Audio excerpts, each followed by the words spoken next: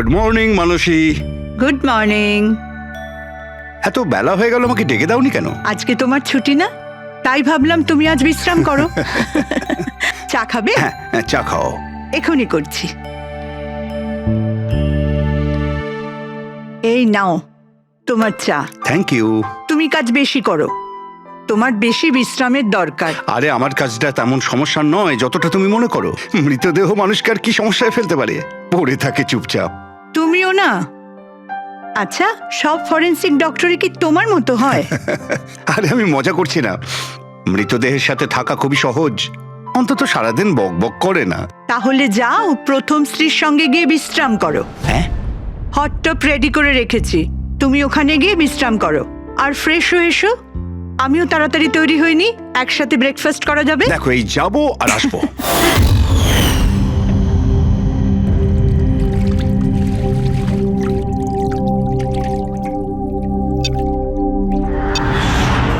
Good morning mom.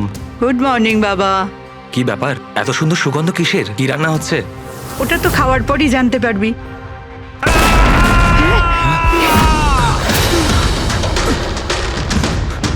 বাবা, বাবা, কেশব, কেশব!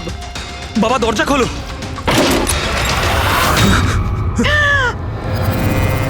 বাবা,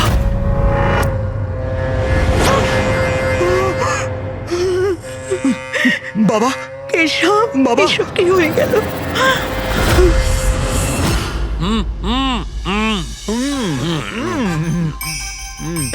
না না, আজকে এই যে ফুচকাটা আমরা খাচ্ছি না, আমার কলেজের দিনগুলো মনে পড়ে যাচ্ছে। কলেজে এমন কি করতেন স্যার? আরে পঙ্কজ, আমাদের কলেজে, মেডিকেল কলেজে যত ব্যাচমেট ছিল, ঘনিষ্ঠ বন্ধু, সবাই একসঙ্গে বসে যেতাম টেবিলের ওপরে আর বাজি ধরতাম 1 মিনিটের মধ্যে কে কতটা ঝাল আর কত বেশি ফুচকা খেতে পারে। আরে ভাই 1 মিনিট, এই দেখো কলেজ ফ্রেন্ডের নাম করেছি আর কলেজ ফ্রেন্ডের ফোন এসে গেছে। হ্যালো, হ্যাঁ কেশব। দাদা, দাদা একটু সাহায্য করুন। মানসী, কিছু করুন দাদা, প্লিজ সাহায্য করুন। ব্যাপারটা কি মানসী? উনি মারা গেছেন।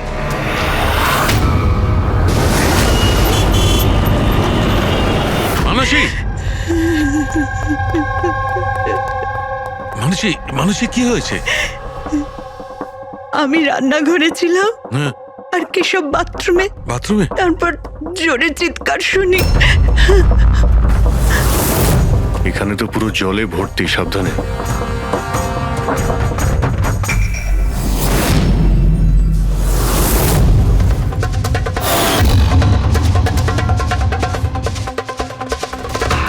স্যার, স্যার পিঠে তো দাগ রয়েছে, কিন্তু ব্লিডিং কোথা থেকে হয়েছে? হ্যাঁ, আঘাতটা খুব জোরেই হয়েছে, কিন্তু কোনো ক্ষত তো দেখা যাচ্ছে না। একটা কাজ করছি, বডিটাকে ল্যাবে নিয়ে গিয়ে দেখছি। তুমি কি দেখেছিলে? কি হয়েছিল কি এখানে? অ্যাকচুয়ালি স্যার, আমি, মা আর রতন আমরা 3 জন হলে ছিলাম। হঠাৎ করে জোরে একটা শব্দ পেলাম, মনে হলো যেন বোম ফেটেছে। আমরা 3 জন বাথরুমের দিকে দৌড়ে এলাম আর দেখলাম যে বাবা। বোম ফেটেছে? যদি বোম ফাটতো তাহলে এখানে তো সব ভাঙাচোরা থাকতো, সেরকম তো কিছুই নেই। স্যার, হয়তো ব্লাস্টের জন্যই হয়তো এই জল বাইরে এইভাবে পড়ে রয়েছে। কিন্তু পুরবি এখানে তো কোনো ব্লাস্টের চিহ্নই পাওয়া যাচ্ছে না।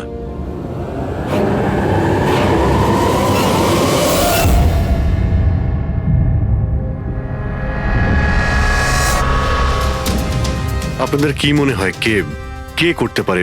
আই মিন, আপনার হাজবেন্ডের কারোর সঙ্গে কোনো শত্রুতা বা কোনো রকম ঝামেলা? তো কারোর সঙ্গে কখনো কোনো শত্রুতা ছিল না। স্যার, বাবা কোনোদিনও কারোর কোনো ক্ষতি করেনি। উনি একজন সাকসেসফুল ডাক্তার ছিলেন, প্রাইভেট হসপিটালে চাকরি করতেন। হসপিটাল থেকে বাড়ি, বাড়ি থেকে হসপিটাল। শত্রু তো ছেড়েই দিন, উনি কখনো কারোর সাথে ঝগড়াও করেননি। মানসী, চিন্তা করো না, যে এই কাজটা করেছে তাকে আমরা ছেড়ে দেব না। তোমাদের কাছে এটা আমার প্রতিজ্ঞা, ওকে খুঁজে বার করবই, আর সে কঠিন থেকে কঠিনতর সাজা পাবে।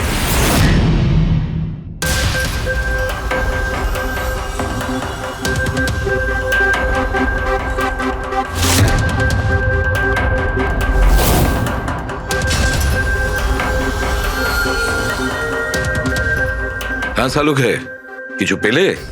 স্যার কেশব বাবুর শিরদাঁড়ার হাড় ভেঙে গেছে, ইন্টারনাল অর্গানও খুব খারাপভাবে ড্যামেজ হয়েছে। এই একটা বাথটাবে বসে বসে এত বড় ইনজিউরি?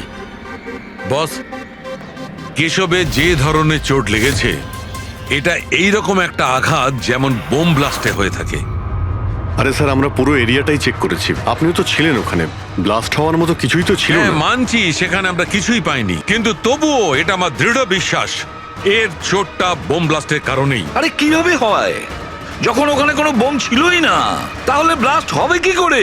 কিন্তু এনার শিরদাঁড়ার হাড় যে অ্যাঙ্গেল থেকে ভেঙেছে সেটা থেকে একদম পরিষ্কার যে যেটা হয়েছে বা ব্লাস্ট যাই হয়ে থাক সেটা নিচের দিক থেকে হয়েছে, জলের ভেতর। এটা ওই বাথটাবের জলের অ্যানালিসিস। আপনি ওই জলে কিছু পেয়েছেন? হ্যাঁ, জলে অনেক কিছু পাওয়া গেছে।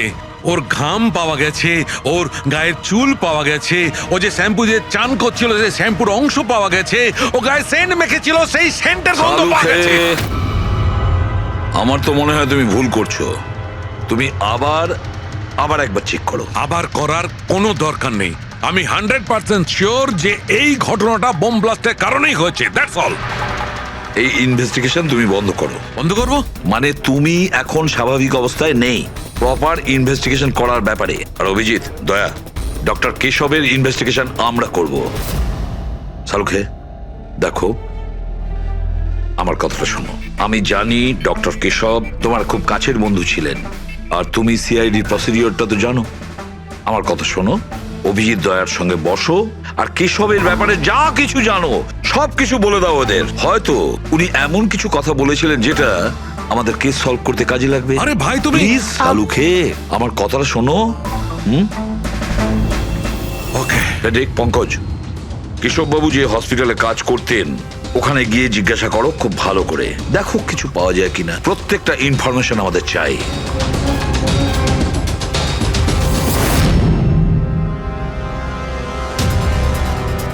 না পুরবি, না। কি কিছু পেলে? স্যার কেশব বাবুর ফোন রেকর্ডে কিছুই নেই। কোনো হুমকির এসএমএস, কোনো রকম আনইউজুয়াল ফোন কল, কোনো রকম আনইউজুয়াল জিনিস কিছু নেই। ভাই আমি বলছি, কেশব একজন সহজ সরল লোক ছিল, শুধু নিজের কাজের দিকে মন ছিল, কারোর সঙ্গে কোনো গন্ডগোল ছিল না, ওর কোনো শত্রু থাকতেই পারে না। স্যার হসপিটাল থেকে কিছু পাওয়া যায়নি? ফেডরিক আর পঙ্কজ ওরাও দুজনে কিছু পায়নি?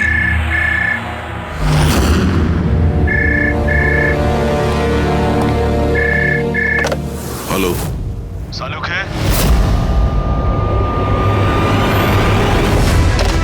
সালুকে, কেমন আছিস ভাই? চিনতে পারছিস? কে বলছো? আরে আমি হলাম তোর পুরনো বন্ধু। সালুকে, তুই তোর বন্ধুকে ভুলে গেলি? চল, কোনো ব্যাপার নয়, কিন্তু আমি আমার বন্ধুকে কিন্তু ভুলিনি। আমার উপহারটা পেয়েছিস তুই? ওই লাশ। কে তুমি? আর তুমি কেশবকে কেন মেরেছো? আবারও ভুল প্রশ্ন করলি সালুকে। ভুল কেন নয়, তোর তো প্রশ্ন করা উচিত ছিল কেশবকে আমি কিভাবে মেরেছি। আরে জিজ্ঞেস কর। তুই এমনিও ধরতে পারবি না, তুই তো এমনিতেই টাইম ওয়েস্ট করে যাবি অ্যানালাইসিস আর থিওরির মাধ্যমে। বোম ব্লাস্টের ব্যাপারে খোঁজ খবর পেলি তুই? হ্যাঁ, বাথটাবের জল পরীক্ষা করেছিস? আর কেশবের শত্রুর নাম লিস্ট করেছিস? এখনো করিসনি? তাড়াতাড়ি কর সালুকে, কি করছিস তুই? আমি তোমাকে। স্যার নন ট্রেসেবল ফোন ছিল, মাল্টিপল লোকেশনস। ও মাই গড! ডক্টর সালুকে, আপনি এই লোকটার আওয়াজ চেনেন? না, আমি বুঝতেই পারছি না কে ফোন করছে। এ আমাকে নিয়ে ঠাট্টা করছে, এ মনে করছে আমি কোনো সূত্র খুঁজেই পাবো না। হিন্টস তো দিয়ে দিয়েছে শালুকে, ও তো মজা পাচ্ছে, কিন্তু না চাইতেই ও আমাদের দুটো ক্লুজ দিয়েছে।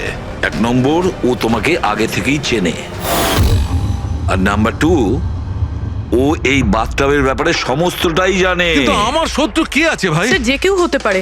আপনি এত ক্রিমিনালকে জেলে পাঠাতে সাহায্য করেছেন। এ আমার থেকে কি চায়টা কি? প্রতিশোধ। ও তোমার কাছে প্রতিশোধ নিতে চায়। কিন্তু স্যার আমরা জানতে পারবো কিভাবে এটা কে? পুরোপুরি অপরাধী চুপ করে থাকতে পারে, কিন্তু ওর করা অপরাধ কোনোদিন নীরব থাকবে না। ওই বাথটাবের ব্যাপারটা খুব ভালো করে তদন্ত করো। কেশবের মৃত্যুর রহস্য ওই বাথটাবেই আছে। আপনারা এই বাথটবটা কোথা থেকে কিনেছিলেন? কেশব কিনেছিল, আমাদের বিবাহবার্ষিকীর উপহার। কোথা থেকে কিনেছিল তা তো আমি জানি না। আপনার হাজবেন্ডের রেকর্ডে ক্রেডিট কার্ড স্টেটমেন্টে কোনো টাপ কেনার কোনো ট্রানজাকশন তো নেই। উনি হয়তো ক্যাশ টাকা কিনেছিলেন এটা। এটার বিল বা রিসিট কিছু আছে আপনার কাছে? বিল হয়তো ড্রয়ারে আছে।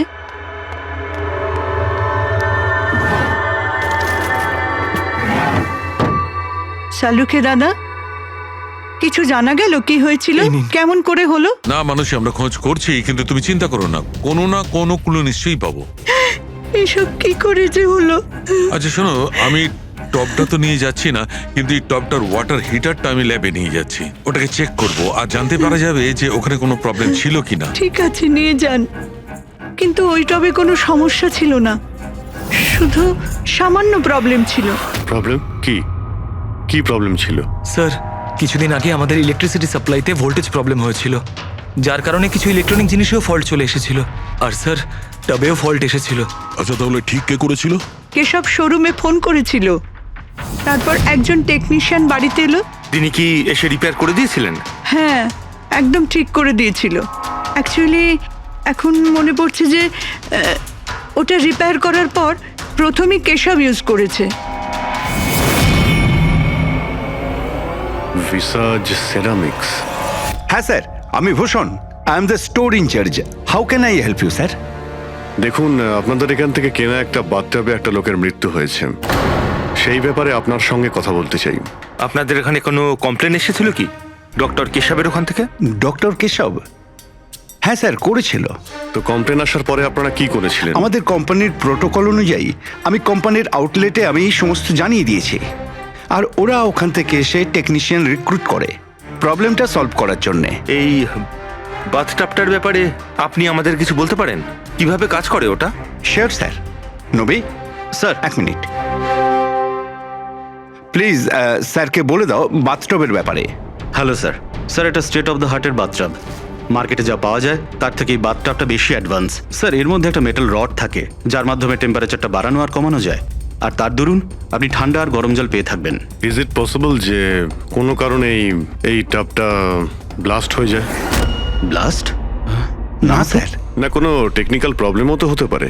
না স্যার, এই ডিজাইনটা এমনভাবে বানানো হয়েছে তাতে ব্লাস্ট হতেই পারে না। স্যার, এর মধ্যে হিটিং আর কুলিং টাইম একেবারে আলাদাভাবে তৈরি, যাতে একটা রডের মধ্যে দিয়ে জল যায়। যদি কারোর এক্সট্রা হট আর এক্সট্রা কুল জল দরকার, তখন এই রডটা কাজ করা বন্ধ করে দেয়, আর তারপরে জল ওয়াটার ট্যাঙ্ক থেকে অ্যাক্টিভেট করা শুরু করে। স্যার, কেশব স্যারের ব্যাপারে শুনে খুব খারাপ লাগছে। উনি আমাদের প্রথম কাস্টমার যিনি এই ধরনের বাথটাব কিনেছিলেন। দুজন কাস্টমার? হ্যাঁ স্যার, কেশব স্যারের সাথে এসেছিলেন এবং তিনিও ডক্টর ছিলেন। ওনার ডিটেলস পেতে পারি? Sure sir.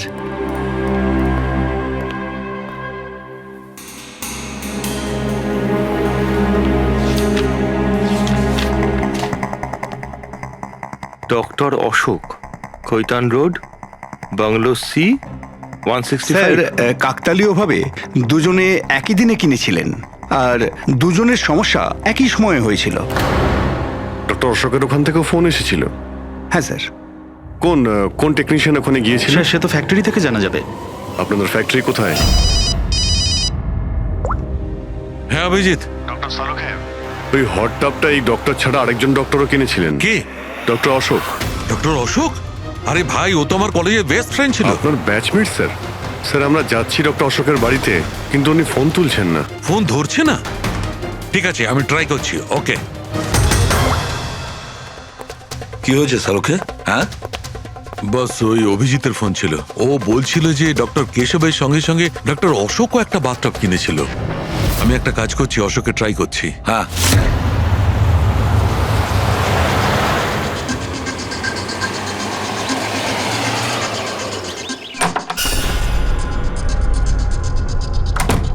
স্যার, আপনি এসে গেছেন? আমি না মেয়েটাকে আনতে একটু স্কুলে যাচ্ছিলাম। আমি খাবার বানিয়ে দিয়েছি আর ঘরও পরিষ্কার করে দিয়েছি, সব কাজ করে দিয়েছি। আপনার ওই ঠান্ডা জলের টব আছে না, ওটাও ভরে রেখে দিয়েছি। আমি যাব স্যার, খুব দেরি হয়ে যাচ্ছে। কালকে সময় মতো চলে এসো। ঠিক আছে স্যার, আমি যাই।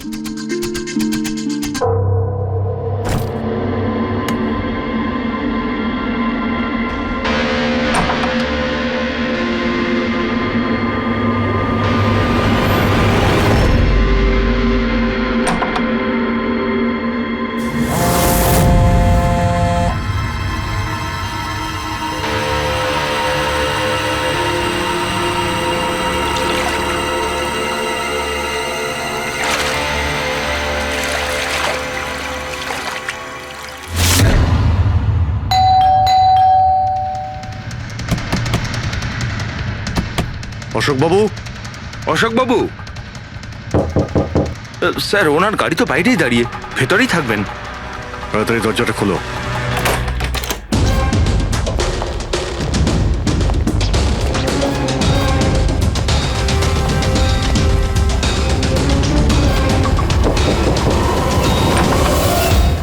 ও নো, অশোকবাবু,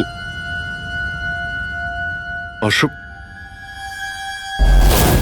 ইনি তো মারা গেছেন। এনার সঙ্গেও সেটাই হলো যেটা ডক্টর কেশবের সঙ্গে হয়েছিল।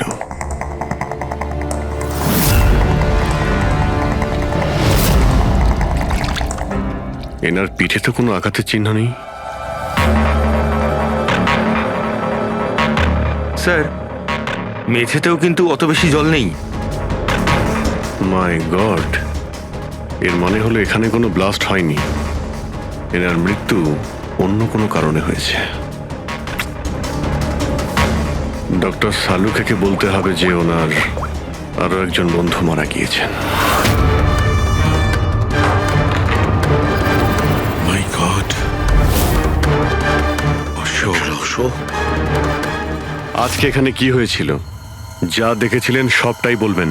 স্যার আজকে আমার ছেলেকে স্কুল থেকে একটু তাড়াতাড়ি নিয়ে আসার কথা ছিল, তো আমি তাই ভাবলাম আজকে তাড়াতাড়ি বাড়ির সব কাজ করে ফেলি, যাতে স্যার আসলেই আমি তাড়াতাড়ি আমার ছেলেটাকে নিয়ে আসতে পারি। আমাদের স্যার ঠান্ডা জলে স্নান করতে খুব ভালোবাসতেন স্যার, সেই জন্য আমি তাড়াতাড়ি বাথটবে ঠান্ডা জল ভরে দিয়েছিলাম, যাতে স্যার আসে আর আমাকে তাড়াতাড়ি চলে যেতে দেয়। ওই টাবে ঠান্ডা জল আপনি দিয়েছিলেন? কিভাবে, এটা কিভাবে করেছিলেন? স্যার আমি টবটা জলে ভরে দিয়েছিলাম, জল ঠান্ডা করার জন্য রিমোটের সবুজ বোতামটা টিপে দিয়েছিলাম, ব্যাস। মনে হচ্ছে ওই ঠান্ডা জলেই অশোকবাবুর প্রাণটা গেছে। বডিটা অনেক ঠান্ডা ছিল। আমি ভেবেছিলাম এতদিন পরে স্যার ঠান্ডা জলের টবে বসলে ভালো লাগবে স্যারের। অনেক দিন পর? তার মানে? স্যার আসলে টবটা কিছুদিন ধরে খারাপ ছিল, বোধহয় কিছু কারেন্টের সমস্যা হয়েছিল। ভোল্টেজ ফ্ল্যাকচুয়েশন, যেরকম ওনার বাড়িতেও হয়েছিল। তার মানে নিশ্চয়ই কেউ দুজনেরই বাড়ির ইলেকট্রিক বক্সে কিছু একটা গন্ডগোল করেছে। টেকনিশিয়ানদের ফ্যাক্টরি থেকে তো পাঠানো হয়, ওখানে গিয়েই দেখতে হবে। Excuse me. Yes sir. এখানকার ঠিকানা ভিসা স্টোরের ম্যানেজারই আমাদের দিয়েছেন। আমরা সিআইডি থেকে একটা কেসের ব্যাপারে আপনাকে জিজ্ঞাসাবাদ করতে চাই। কি ধরনের কেস স্যার? অ্যাকচুয়ালি রিসার্চ স্টোরে গত কয়েকদিনের মধ্যে দুটো কমপ্লেন এসেছিল। ওই যে বাথটাব আছে না, মানে হট বাথটাব, ওর মধ্যে কিছু টেকনিক্যাল প্রবলেম হয়েছিল। দুজন বাথটাবের ওনারদের মৃত্যু হয়েছে। ডেথ? আর হয়তো ওনাদের দুজনের বাড়িতেই আপনাদের এখান থেকে একই টেকনিশিয়ান গেছিল। তাকে একটু ডেকে দিন। শ্যাম গেছিল। 1 মিনিট, আমি ওকে ডাকছি।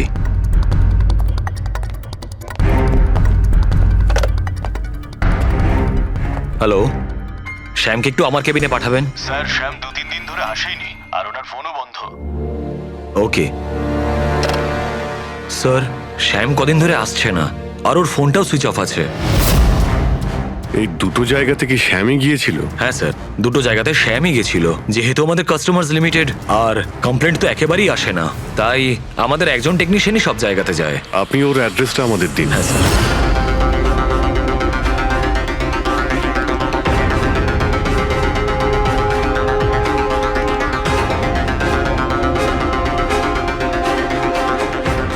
সারিকা, কি জানতে পারলে? স্যার এটা ডক্টর অশোকের পোস্টমর্টেম রিপোর্ট। মৃত্যুর কারণ হাইপোথার্মিয়া, মানে কোনো বিশেষ কারণে বডি টেম্পারেচার হঠাৎ করে একদম কমে যাওয়া। মানে ডক্টর কেশবের যেভাবে মৃত্যু হয়েছিল তার ঠিক উল্টোটা।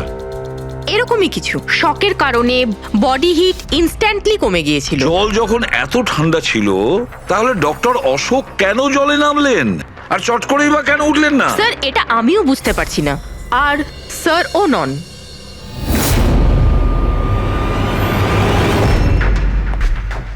শাহরুখে, কি হচ্ছে? হ্যাঁ বস, এই দুটো ওয়াটার ট্যাঙ্কে খুলে আমি খুব ভালো করে পোস্টমর্টেম করে দেখেছি। তারপরে? স্টেট অফ দ্য আর্ট, একদম লেটেস্ট আর মডার্ন। এই দুটোতেই জল গরম হতে পারে, আবার ঠান্ডাও হতে পারে। তার মানে ডক্টর সালুখে খুনির টাবের সুবিধাটা নিচ্ছে। টাবগুলো নিয়ে নিশ্চয়ই কিছু একটা বুদ্ধি লাগিয়েছে। কারচুপি হয়েছে ফ্রেডি বস, কারচুপি হয়েছে, কিন্তু টাবের সঙ্গে নয়। কারচুপি এই ট্যাঙ্ক দুটোর সঙ্গে। ওয়াটার ট্যাঙ্কস মানে রিমোট প্রেস করলেই এক্সট্রা হট বা এক্সট্রা কোল্ড হয়ে যায়। একদম ঠিক বস। কেশবের কেসটায় ওর ওয়াটার ট্যাঙ্কটা ব্লক হয়ে গেছিল। কেউ একজন ব্লক করে দিয়েছিল ওর নবটাকে ঘুরিয়ে, যাতে ওই ট্যাঙ্কে জল না যায়। একদম ঠিক। আর তারপর ওই ট্যাঙ্কে জলের জায়গায় খনি অন্য কিছু রেখে দিয়েছিল। কি রেখেছিল সেখানে? এইটা, এই সিলিন্ডার। বস, এই সিলিন্ডারটা এমন কিছু ছিল, যখনই ও ওয়াটার ট্যাঙ্কের এই গরম হওয়া সুইচটা টেপে এই সিলিন্ডার থেকে কিছু বেরোয়, টবে যায় আর বুম, একদম ব্লাস্ট। কিন্তু কথা তো ওটাই ডক্টর সালুকে, সিলিন্ডারের মধ্যে কি এমন ছিল যে ব্লাস্ট হলো কিন্তু কোনো ক্ষতি হলো না, শুধুমাত্র কেশব বাবুর জীবন চলে গেল? সেইটা তো জানতে পারছি না দয়া, সেইটাই জানতে পারছি না। কিন্তু একটা বিষয়, এই সিলিন্ডারটা বিশেষভাবে তৈরি। যতই টেম্পারেচার বেশি হোক না কেন, এই সিলিন্ডারটা সহ্য করতে পারে। দেখো সালুকে, মানলাম ডক্টর কেশবের মৃত্যু এভাবে হয়েছে, কিন্তু ডক্টর অশোকের মৃত্যু কিভাবে হয়েছে? ওইভাবে যেভাবে কেশবের মৃত্যু হয়েছে। এর ওয়াটার ট্যাঙ্কটাও আমি চেক করেছি, কিন্তু এর ওয়াটার ট্যাঙ্কটার মেকানিক্যাল সিস্টেম এমন ভাবে বদলেছে, এর ওয়াটার ট্যাঙ্কের জলটা একদম ঠান্ডা হয়ে যায় 0 ডিগ্রির নিচে। ও, সেই একই কথা বলছো? যদি জলটা এতটাই ঠান্ডা ছিল, তাহলে ডক্টর অশোক জলে কেন ছিলেন? উঠে এলেন না কেন? সেইটাই তো বুঝতে পারছি না ভাই, আমি কিছুতেই বুঝতে পারছি না ও বেরোলো না কেন। হ্যাঁ, কিন্তু খুনি যদি চাইতো তাহলে ডক্টর কেশব আর ডক্টর অশোককে একইভাবেই তো মারতে পারতো। কিন্তু একজনকে গরম জলে আর আরেকজনকে ঠান্ডা জলে কি প্রমাণ করতে চাইছে ও? আমাকে অপমান করতে চাইছে, এ আমার ক্ষতি করতে চাইছে, আর এটা প্রমাণ করতে চাইছে যে ডক্টর সালুকে কোনো কাজের নয়।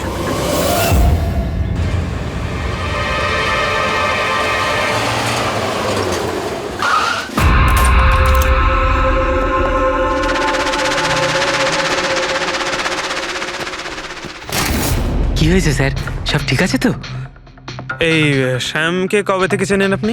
অনেক দিন হয়ে গেল, খুব ভালো ছেলে ও। ভাড়া সবসময় সময়তে দেয়, কখনো কোনো কমপ্লেনও নেই, কোনো সমস্যাই নেই। আর মা বাবাকে তো খুবই ভালোবাসে। কিন্তু হ্যাঁ, আজকালকার ছেলেমেয়েরা তো। আসলে শ্যামের সাথে কিছু কাজ ছিল আমাদের। আপনি ওকে লাস্ট কবে দেখেছিলেন?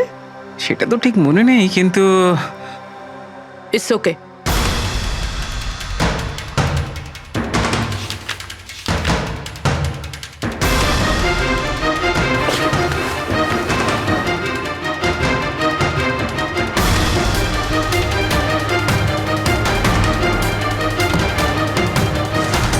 এই দেখো, এনাদের 3 জনের ফটো এনার ঘরে রয়েছে।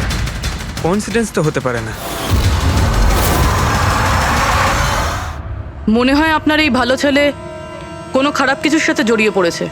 ওর মা বাবার নাম্বার আছে আপনার কাছে? কি হতে পারে ওই সিলিন্ডারে? জানি না কেন আমার মনে হচ্ছে যে সত্যিটা আমার চোখের সামনে আছে, কিন্তু আমি দেখতে পাচ্ছি না। হ্যালো হ্যালো ডক্টর সালুকে, কে বলছো? আরে এত রাত হয়ে গেছে, আপনি এখনো ঘুমোননি? তোমাকে যতদিন না ধরতে পারছি না, আমার ঘুম আসবে না। আরে রে রে রে রে রে রে, আপনি মনে হয় খুব বেশি টেনশন করে ফেলছেন। এত স্ট্রেস কিন্তু শরীরের পক্ষে ভালো না সালুকে। আরে আমার কথা শুনুন, এক্ষুনি বাড়ি যান আর বাথটাবে গিয়ে রিল্যাক্স করুন। সব ক্লান্তি ভাব দূর হয়ে যাবে। আপনার বাড়িতে বাথটাব তো থাকবেই, নাকি আমি পাঠিয়ে দেবো? তুমি যেই হও না কেন, আমি তোমাকে ছাড়বো না। তুমি আমার বন্ধুদের খুন করেছো, আমি তোমাকে ছাড়বো না। মনে রেখো, আমি তোমাকে ছাড়বো না। ও, তাহলে আপনি জানতে পেরে গেছেন যে আপনার বন্ধুর মৃত্যু আমারই কারণে হয়েছে।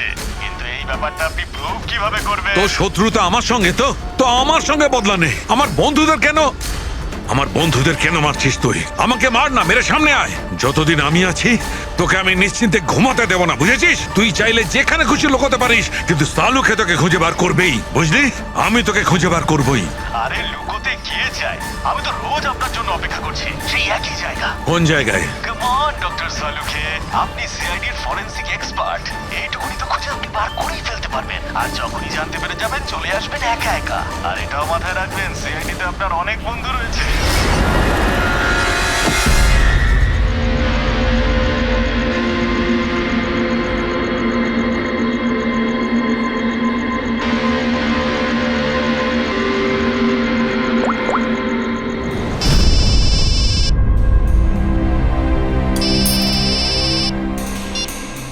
হ্যালো। হ্যালো মিস্টার ভোসলে, হ্যাঁ বলছি। আপনি শ্যামের বাবা না? হ্যাঁ। আসলে আমি সিআইডি থেকে বলছি। আসলে আমাদের শ্যামের ব্যাপারে কিছু কথা ছিল। দেখুন, আমাদের মনে হয় শ্যামের জীবনে ঝুঁকি আছে। এসব আপনারা কি বলছেন? দেখুন দেখুন, আপনি ভয় পাবেন না, আমরা ওর কোনো ক্ষতি হতে দেব না। আমাদের শুধু এটা বলুন যে ও আছে কোথায়। ম্যাডাম, আমি তো কিছুই জানি না যে ও কোথায় গেছে। আপনি কিছু জানেন না? ঠিক আছে, যদি ও আপনাদেরকে ফোন করে বা ওর ব্যাপারে আপনি কিচ্ছু জানতে পারেন, আমাদেরকে এই নাম্বারে ফোন করে জানাবেন। ম্যাডাম, আমার ছেলের কোনো বিপদ হবে না তো? ওর কিচ্ছু হবে না, আপনি একদম ভয় পাবেন না, আমরা ওর কোনো ক্ষতি হতে দেব না। Thank you sir. ওর বাবা তো বেশ ভয় পেয়ে আছে। যদি সন্তান এরকম হয় তাহলে মা বাবার ঘুম তো চলে যাবেই। কি মনে হয় ও সব জায়গা বাদ দিয়ে এইখানে এসে লুকিয়ে থাকবে? এই বিল্ডিং এর সেক্রেটারি পূরবীকে যা বলেছিল, যদি ওটা ঠিক হয় তাহলে এই শ্যাম তো মা বাবার থেকে দূরে যাবে না।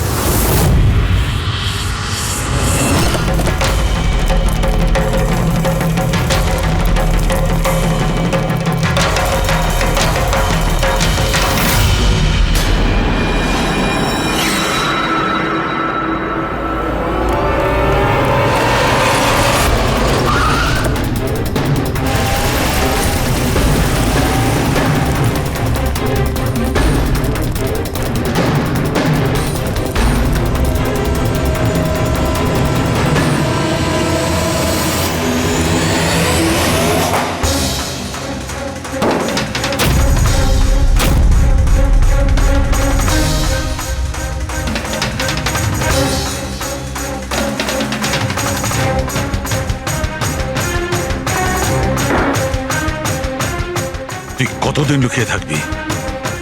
একবার তোকে হাতের মুঠোয় পাই, কতদিন লুকিয়ে থাকবি তুই? কোথায় গিয়ে লুকোবি? লুকোবি?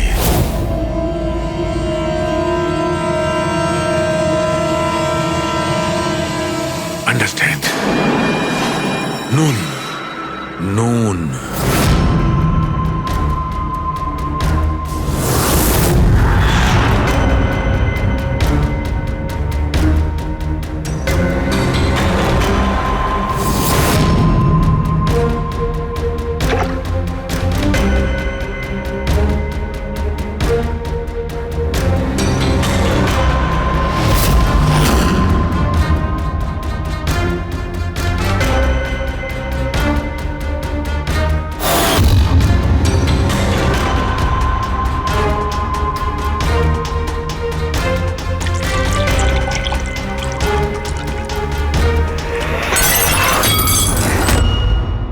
আর you okay? I am okay. আমি ব্লাস্টের সূত্র খুঁজে পেয়েছি। ইউ নো, সল্ট ওয়াটার, নোনা জল। এত টেনশনের মধ্যে আমার মাথায় তো এটাই আসেনি তারিকা, যে নোনা জল দিয়েও ব্লাস্ট করানো যায়। ওই কেশবের বাথরুমের মধ্যে আমরা কোনো প্রমাণ পাইনি, কিন্তু তারিকা প্রমাণ আমাদের চোখের সামনে ছিল। ওই জলের মধ্যে উনি খুব চালাক, ও জলের বেসিক প্রপার্টিটা কি ব্যবহার করেছে। I got it. মানে ওই হিটারে জলে গোলা নুন ছিল? এক্স্যাক্টলি। আর যখনই ওই হিটারের নুন জলটা পাইপের মধ্যে দিয়ে এসে সাধারণ জলের সঙ্গে মিশলো, আর বম ব্লাস্ট। কেশব বাবুর মেরুদণ্ডের হাড়ের ঠিক নিচে, সেই জন্যই হাড়টা ভেঙে গিয়েছিল। এক্স্যাক্টলি। কিন্তু স্যার, ডক্টর অশোক ওনার জল, আই নো ইট। এবার আমি বুঝতে পেরেছি।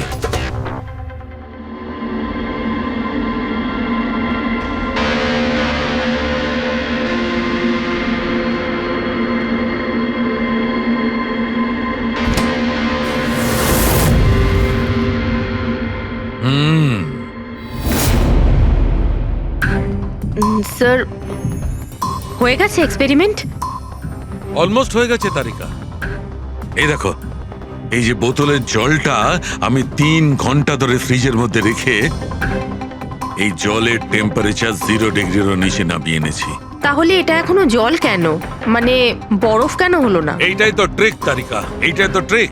0 ডিগ্রি টেম্পারেচারের নিচে যাওয়া সত্ত্বেও জলের বেশিটা জলই রইল ততক্ষণ যতক্ষণ ওতে কোনো ঝাঁকুনি না লাগে।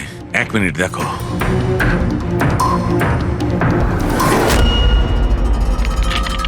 এই দেখো তারিকা, এই দেখো, এবার বোতলের জল আর জল রইল না, বরফ হয়ে গেল, বরফ। এইটাই হয়েছিল তারিকা, এইটাই হয়েছিল অশোকের সঙ্গে। এইরকমই হয়েছিল যখন ও ভরা বাথটবের মধ্যে ঝাঁপ দিয়েছিল। আর ওই ধাক্কাতে ইনস্ট্যান্টলি জলটা জমে গিয়েছিল। এক্স্যাক্টলি। তার মানে ওই খুনি ডক্টর অশোককে বরফের সুইমিং পুলে আটকে দিয়েছিল। হ্যাঁ তারিকা।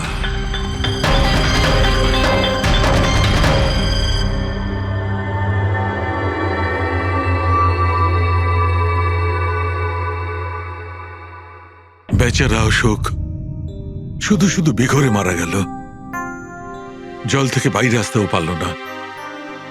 আই এম সরি দোস্ত, তোমাদের আমি কোনো সাহায্য করতে পারলাম না। তোমাদের খুনি এখনো জীবিত, কিন্তু বন্ধু,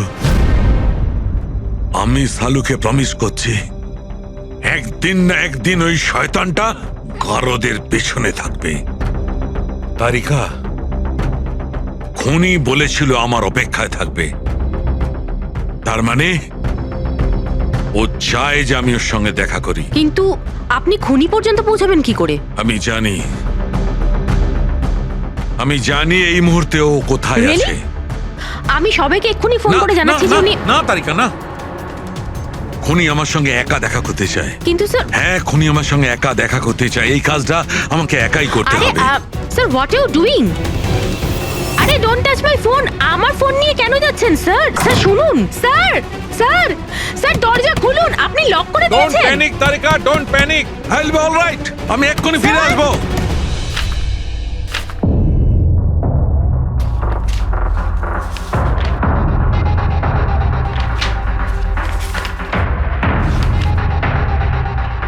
ফরেন্সিক রিপোর্টটাও তো ঠিকই আছে, অথচ আজ পর্যন্ত আমরা কোনো রাস্তা খুঁজে পেলাম না। দুটো বাথটবের প্রবলেম একই ছিল, শ্যামের কাছাকাছি আমরা পৌঁছে গিয়েছিলাম, অথচ শ্যামই উধাও। সবকিছু যেন এসে একই জায়গায় মিট করছে এই বাথটবে। এই বাথটব বাথটব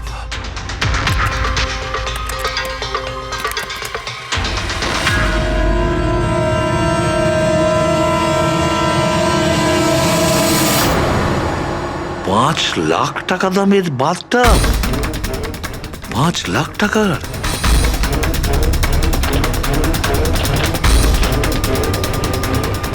$80,000 দামের বাথটব? মাই গড, আমাদের ইনভেস্টিগেশন ভুল পথে এগিয়ে যাচ্ছে।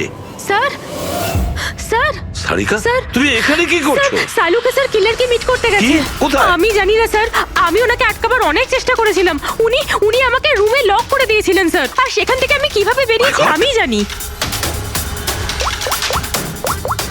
হ্যালো অভিজিৎ, শাহরুখের জীবন বিপন্ন। ও একা খুনির সঙ্গে দেখা করতে গেছে, বুঝেছো? তোমরা বেরিয়ে এসো হাইওয়েতে, আমি তোমাদের ওর লোকেশন বলছি।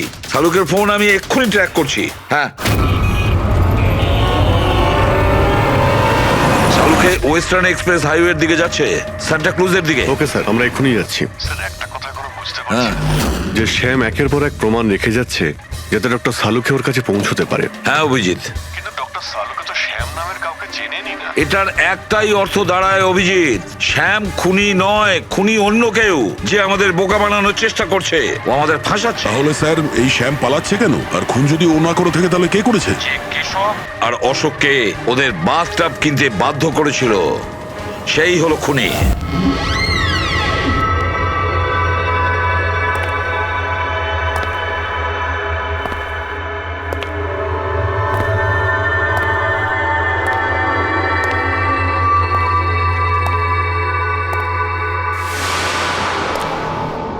স্মরণ শক্তি বেশ ভালোই রয়েছে শালুকে। এই রেস্টুরেন্টটা তুমি চিনতে? আর আমার এটা দেখে খুব ভালো লাগছে যে তুমি এখানে একা চলে এসেছো। হ্যাঁ, না হলে তুমি ভয় পালিয়ে যেতে। ভয়? ভয় তো তোমার লাগছে সালুকে, যে আমি তোমার ওই বন্ধুদের মেরে না ফেলি। সেই কারণে আমার একটা কথাতে তুমি এখানে একা চলে এসেছো। নিজের বন্ধুদের জন্য আমরা কত কিছু করি, তাই না? কে তুমি? আবারও ভুল প্রশ্ন শালুকে। তোমার তো এটা প্রশ্ন করা উচিত ছিল যে আমি এসব করেছি, কিভাবে করেছি, কিভাবে মারলাম ওই কেশবকে আর ওই অশোককে। সেটা আমি জানি, আমি সেটা জানি। কেশবের বাথটবের ওয়াটার ট্যাঙ্কে তুমি নুন মেশানো জল রেখে দিয়েছিলে। যখনই ওই নুন জল বাথটবের সাধারণ জলের কন্ট্যাক্টে এলো, বুম, ব্লাস্ট হয়ে গেল। অশোককে তুমি ঠান্ডা জলে ফ্রিজ করে মেরেছো, রাইট? সাবাস, গুড জব। তাহলে তোমার এটাও জানা আছে যে আমি কে? এখনো জানি না, কিন্তু শিগগিরই জানতে পারবো। তুমি তো জানোই আমি কোথায় কাজ করি, আর আবার বন্ধুরা তোমাকে কোনোভাবেই ছাড়বে না। মনে হচ্ছে তোমার বন্ধুর উপরে কোনো মায়া দয়া নেই, তাই ওদেরকেও এখানে ডেকে এনেছো। এই অ্যালার্মটা শুনতে পাচ্ছ? ওরা ভেতরে এসেছে বলেই বাজছে। না না, আমি ওদের ডাকিনি, এখনো ওদের ডাকিনি। আচ্ছা, তুমি ওদের ডাকুনি? না। ঠিক আছে, ঠিক আছে। মনে হয় ওদের মৃত্যু এখানে ডেকে নিয়ে এসেছে। ওদের তুমি কিচ্ছু করবে না। ঠিক আছে, তাহলে তোমাকে আমার একটা ধাঁধার উত্তর দিতে হবে। তার মানে? চলো চলো এখান থেকে। ডক্টর সালুকে, চলো বলছি। ডক্টর সালুকে,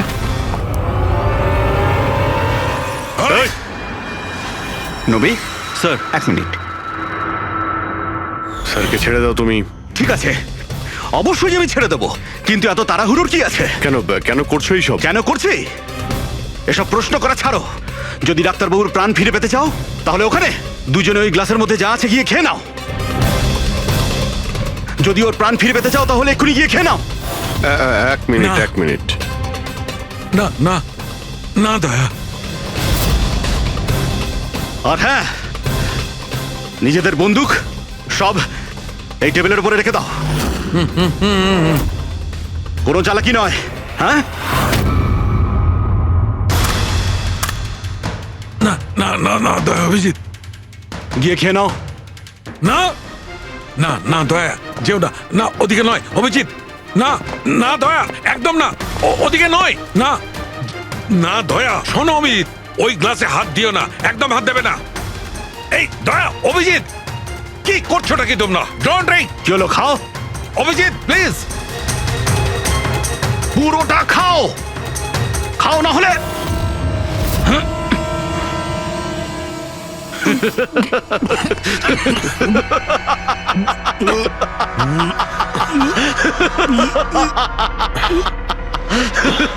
অভিজিৎ, অভিজিৎ, দয়া, দয়া, অভিজিৎ, দয়া।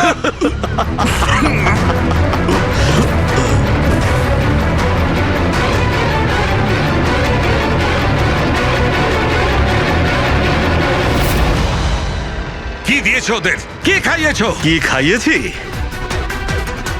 তুমি তো ফরেন্সিক এক্সপার্ট, যাও গিয়ে খোঁজ নাও। আমি তোমাকে ছাড়বো না, কিছুতেই ছাড়বে না মানে? আরে এদেরকে তো আগে বাঁচাও। ব্যাস, আর কয়েক মিনিটের খেলা, যা কিছু করে নাও। এদের দুজনকে কিছুতেই বাঁচাতে পারবে না। অভিজিৎ, এক্ষুনি বুঝতে পারবে নিজের পরিচিতকে নিজের চোখের সামনে মরে যেতে কেমন লাগে। গান fail.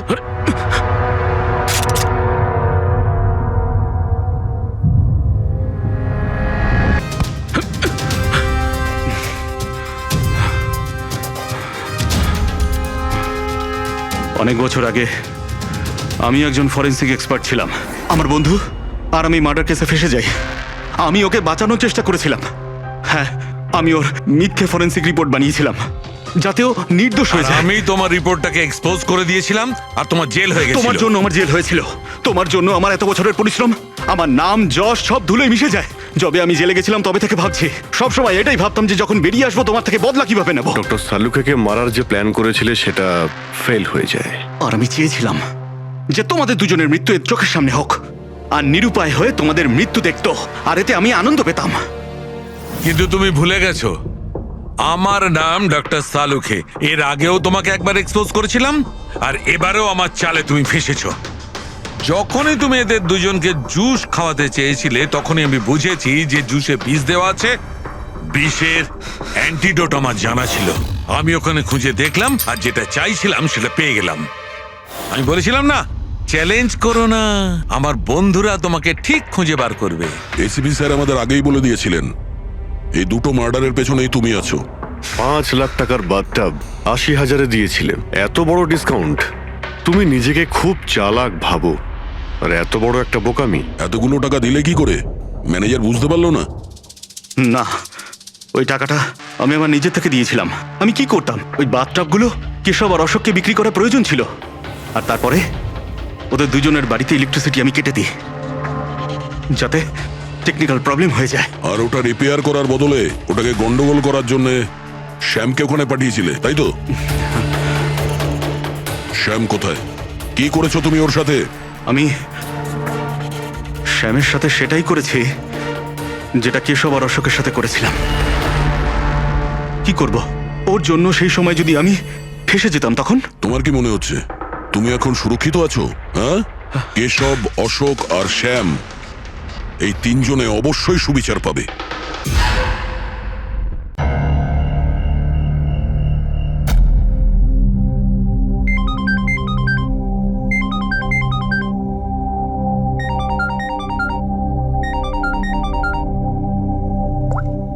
Hello hello Sarika, Sarika please তুমি নিজের ঘর থেকে বেরো আর কোথাও একটা লুকিয়ে পড়ো। লুকিয়ে পড়বো? কিন্তু কেন বৌদি, সব ঠিক আছে? হ্যালো সারিকা আমার কথা শোনো, তুমি টাইম ওয়েস্ট করো না, তুমি নিজের ঘর থেকে বেরো। আমি এই পার্টিতে এখানে শুনেছি তোমার জীবনের ঝুঁকি আছে, কেউ তোমাকে ওখানে মারতে আসছে। সারিকা প্লিজ ঘর থেকে বেরো। কি বলছো তুমি বৌদি? হ্যালো হ্যালো ওই লোকটা যেই হোক ও তোমার লেফট সাইড দিয়ে আসবে, আমিও পুলিশ নিয়ে আসছি ওখানে। প্লিজ প্লিজ তুমি টাইম ওয়েস্ট করো না, ঘর থেকে বেরিয়ে পড়ো। হ্যাঁ হ্যাঁ, কিন্তু বৌদি হ্যালো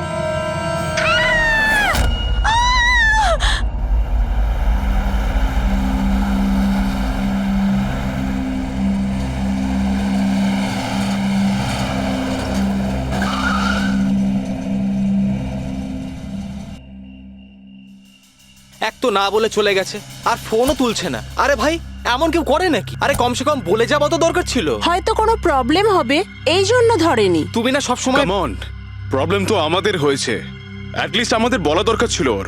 আর না তো কি, একদম বাচ্চাদের মতো ব্যবহার, কারো চিন্তাই করে না। সি গাইস লিসেন, প্রথমে ঘরের ভেতর ঢুকে দেখি। এটাও তো হতে পারে যে ঘরের ভেতর রয়েছে। চলো চলো।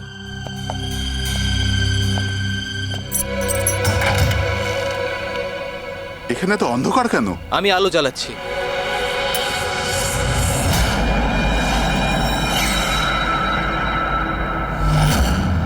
এসব কি?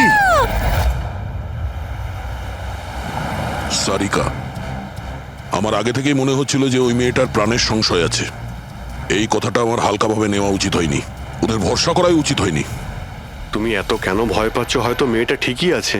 তুমি জানো না অভিজিৎ, এই মেয়েটার এমন একটা রোগ আছে যার কারণে যে কোনো সময় ওর জীবন যেতে পারে। কেউ যা খুশি করতে পারে ওর সঙ্গে, কিন্তু ও জানতেই পারবে না। জানতে পারবে না? স্যার ও কি ঘুমাতে আছে? না, কমায় না, একটা অদ্ভুত রোগ। আমিও এই রোগের ব্যাপারে আগে কখনো শুনিনি। একটা অসুস্থ মেয়েকে তার পরিবারের লোক মারতে কেন চাইবে? যতটা আমি ওদেরকে চিনেছি, আমার মনে হচ্ছে যে ওদের ভাবসাব খুব একটা সুবিধার নয়। সারিকার সঙ্গে আমার কয়েকদিন আগেই দেখা হয়। একদিন আমি অফিস থেকে যখন বাড়ি যাচ্ছিলাম,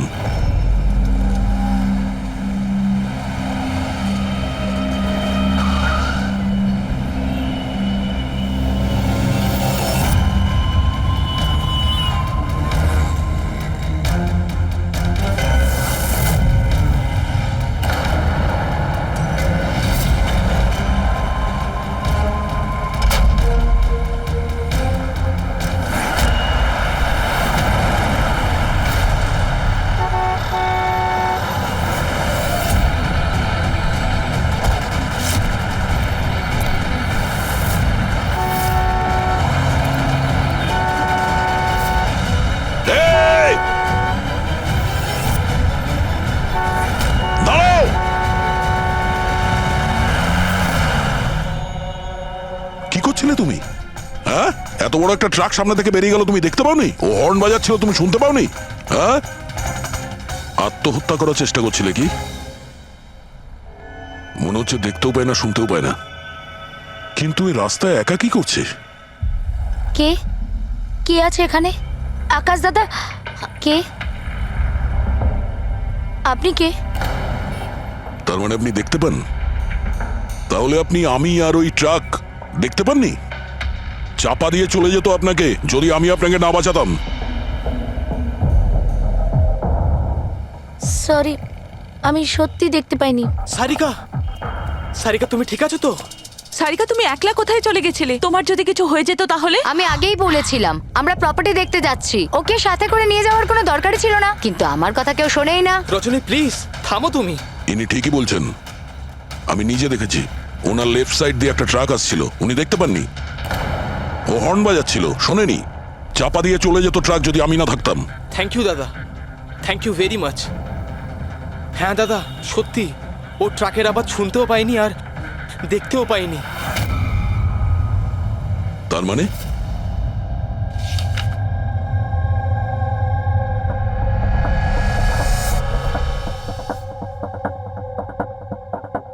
এইসব আপনি, মানে আপনার শুধু জিনিস আর সবার এই ডান দিকটা নজরে আসে না, শুধু বাঁ দিকটা নজরে আসে?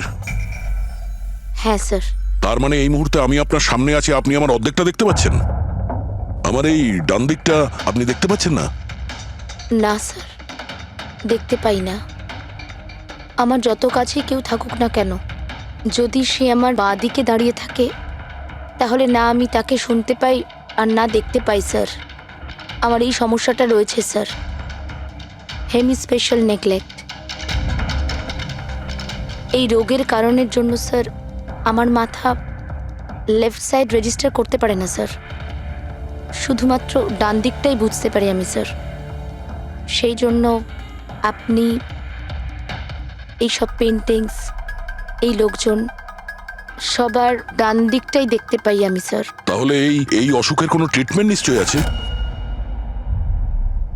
আর আপনারা ওনাকে রাস্তায় যেতে দিলেন কি করে? আপনারা তো জানতেন যে ওনার সঙ্গে কি হচ্ছে, তারপরেও যদি কিছু হয়ে যেত ওনার। স্যার আপনি বলুন স্যার, ওর তো নিজের বুদ্ধি ব্যবহার করার দরকার ছিল। ওর কি দরকার ছিল রাস্তায় একা যাবার? আর এ কোনো ছোট বাচ্চা নাকি যে 24 ঘন্টা ওকে নজরে রাখতে হবে? ইনফ্যাক্ট আমরা এর জন্য একটা বেবি সিটার রেখে নিই যে 24 ঘন্টা ওর দিকে নজর রাখবে। এখন এসব বলে কি হবে? হ্যাঁ, ভুল আমাদের হয়েছে, এটা তোমরা মানো আর না মানো আমি মানি। Sir I am so sorry sir. Sir এই ভুল আর দ্বিতীয়বার আর হবে না। সারিকা আমার ছোট বোন, আর এর খেয়াল রাখার আমার দায়িত্ব স্যার। কারেক্ট, এরপর থেকে এরকম কোনোদিন হবে না। আর তাছাড়া এখন তোমার ওষুধ খাওয়ার সময় হয়েছে না, চল ওষুধ খাবে। স্যার এটা তো খুবই ভয়ঙ্কর রোগ, যদি কেউ ওর লেফট সাইডে সোজাসুজি অ্যাটাক করে তাও ও বুঝতে পারবে না। এক্স্যাক্টলি, এই ব্যাপারটাতেই আমার ভয়। এক তো এই অসুখ, তার উপরে কোটি টাকার সম্পত্তির একলা ওয়ারিশও। সারিকার মা বাবা একটা অ্যাক্সিডেন্টে মারা গেছে, সারিকা বেঁচে গেছে, কিন্তু ওর এই হেমি স্পেশাল নেকলেট অসুখ হয়ে গেছে। ওর আশেপাশেও দেখভাল করার জন্য তো অনেক লোক আছে, কিন্তু তার মধ্যে জানি না কতজন আছে যারা সৎভাবে ওর ভালো চায়। এরকম কেন মনে হচ্ছে তোমার? অভিজিৎ, ওই উইল অনুযায়ী সারিকার পরে পুরো সম্পত্তি এই আত্মীয়দেরই পাওয়ার কথা, আর আমার প্রথম থেকেই এদেরকে খুব একটা ভালো লাগছে না। আর এই কিছুদিন আগে আমি ওর বার্থডে পার্টিতে গেছিলাম। চলো সারিকা, এবার কেকটা কাটো। দাদা আর 2 মিনিট ওয়েট করে যাই, দয়া স্যার হয়তো চলে আসবেন, আমি ওনাকেও ইনভাইট করেছি। অন্তত আমাদেরও বলতে পারতে। আরে কে কি বললো না ভাই? Oh I am so sorry, আসতে একটু দেরি হয়ে গেল। Many many happy returns of the day, happy birthday. I will take it, দাও। আপনি আপনাকে ঠিক চিনতে পারলাম না। আমি বলছি, এ হলো কৃতি। সারিকার মতো পেশেন্টদেরকে হ্যান্ডেল করার জন্য ইনি ট্রেনিং নিয়েছেন, আর আমি ইনাকে 24 ঘন্টা সারিকার সাথে থাকার জন্য অ্যাপয়েন্ট করেছি। আশা করি আপনি সারিকাকে নিয়ে আর চিন্তিত হবেন না। একদম, আর আমাদেরও মনে হয় যে কৃতি থাকলে সারিকা সেফ থাকবে। অ্যাবসলিউটলি। আমারই ভুল হয়েছে, শুধু আমার ভুল। আমার সারিকাকে ওদের ভরসায় ছাড়া উচিত হয়নি। আমার মেরে দিয়েছে হয়তো ওরা ওকে। বাড়ি এসে গেছে।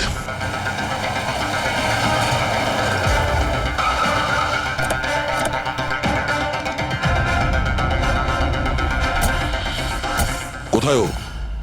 হ্যাঁ, কি করেছো তোমরা ওর সাথে? স্যার আমরা তো জানি না কি হয়েছে, আমরা তো কিছুই করিনি স্যার। এক মিনিট, কি হয়েছে কি এখানে? স্যার ড্রয়িং রুমের অবস্থা দেখে আমরা এতটাই ভয় পেয়ে গেছি যে আমরা ভিতরে যাইনি। আগে এটা বলো, সারিকা কোথায়? স্যার আমরা কিচ্ছু জানি না, আমরা কিচ্ছু দেখিনি স্যার। আমরা এইসব দেখে ঘাবড়ে গিয়েছিলাম আর সোজা আপনাকে ফোন করেছিলাম। ঠিক আছে, আমরা দেখে নিচ্ছি। পঙ্কজ, এদের সবার স্টেটমেন্ট রেকর্ড করো, আর কাউকে ভিতরে আসতে দেবে না।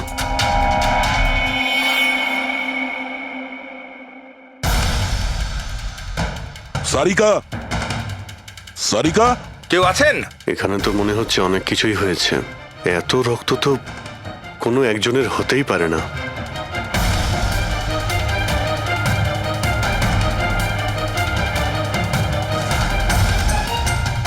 স্যার, হ্যাঁ স্যার এই দেখুন, কেউ লুটপাট করার জন্য ঢুকেছিল কিন্তু টাকা নিয়ে বেরোতে পারেনি। যেই ওকে বাধা দেওয়ার চেষ্টা করেছিল তার উপরেই আক্রমণ করে।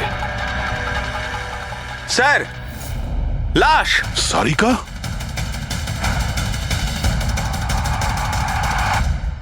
ও নো। মানালি তো এরপর থেকে এরকম কোনোদিন হবে না। আর তাছাড়া এখন তোমার ওষুধ খাওয়ার সময় হয়েছে না? সারিকার ছোট বৌদি, জয়ন্তর স্ত্রী।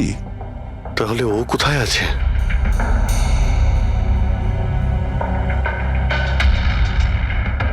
ও নো। দয়া, হ্যাঁ এ হলো কৃতি। সারিকার মতো পেশেন্টদেরকে হ্যান্ডেল করার জন্য ইনি ট্রেনিং নিয়েছেন। এটা তো কৃতি। তুমি চেনো? হ্যাঁ। কৃতি? স্যার পালস চলছে, এখনো বেঁচে আছে। এ সারিকার রুমের বাইরে? সারিকা, সারিকা। ফ্রেডি, এক্ষুনি অ্যাম্বুলেন্সের ব্যবস্থা করো, একে হসপিটালে পাঠাতে হবে। সারিকা, সারিকা,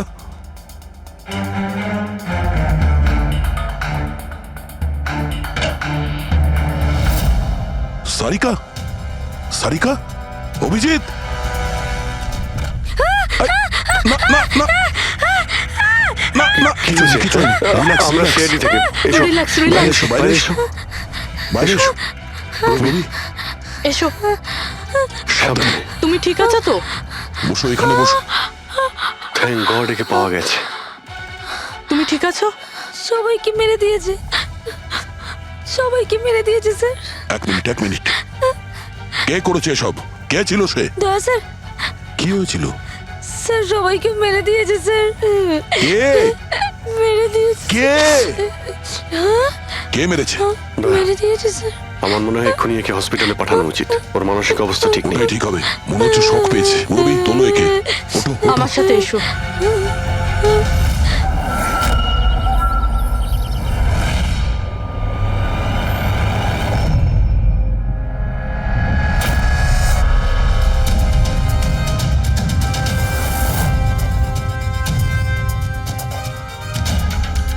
স্যার আপনি আমাকে ঘরে কেন যেতে দিচ্ছেন না?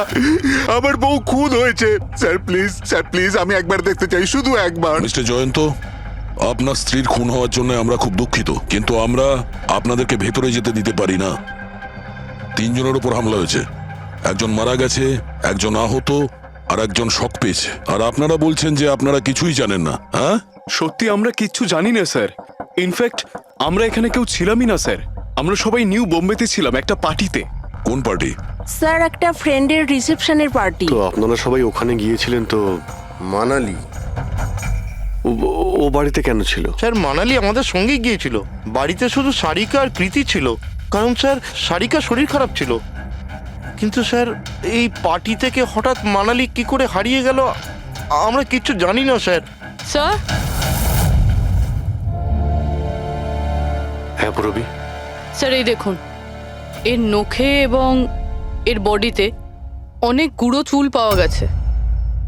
স্যার এই কাঁচের টুকরোগুলো দেখুন, বেশ মোটা, মনে হচ্ছে কারো চশমার কাজ।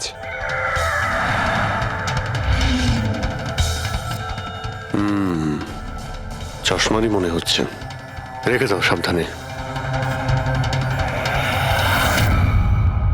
এই টেনে নিয়ে যাওয়ার চিহ্নের সঙ্গে রক্তের ফোঁটা।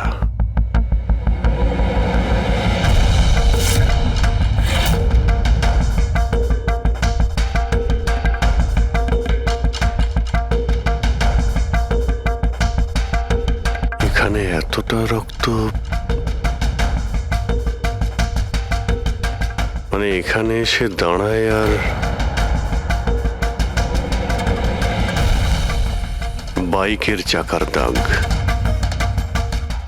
কেউ আহত অবস্থায় এখানে আসে আর বাইকে উঠে এখান থেকে বেরিয়ে যায়। আচ্ছা একটা কথা বলুন তো, আপনাদের মধ্যে বাইক কার কাছে আছে? বাইক না স্যার, বাইক তো কারুর কাছে নেই। আমাদের সবার কাছে নিজের পার্সোনাল গাড়ি আছে স্যার। এই বাড়িতে টোটাল 5টা কার আছে স্যার। কিন্তু অভিজিৎ এটা কেন জিজ্ঞাসা করছো? কারণ কেউ খুবই আহত অবস্থায় বাইকে উঠে এখান থেকে চলে গেছে, আর আমার পুরো বিশ্বাস যে খুনি সেই। আই থিঙ্ক এর জবাব সারিকাই দিতে পারবে। ওর জ্ঞানটা একবার ফিরে আসুক। বাই দ্য ওয়ে, আপনাদের মধ্যে কি কারো চোট বা আঘাত লেগেছিল? আঘাত আমাদের? স্যার আপনার কথার মানে কি? আমাদের কেন চোট লাগবে? আপনারা আমাদেরকে সন্দেহ করছেন? যতক্ষণ এই কেসটা সলভ না হবে আমরা সবার উপরেই সন্দেহ করব। আর আপনারা যদি আমাদের সঙ্গে সহযোগিতা না করেন তাহলে আমাদের সন্দেহ আরো বেড়ে যাবে। হ্যাঁ, তাই প্লিজ কোঅপারেট।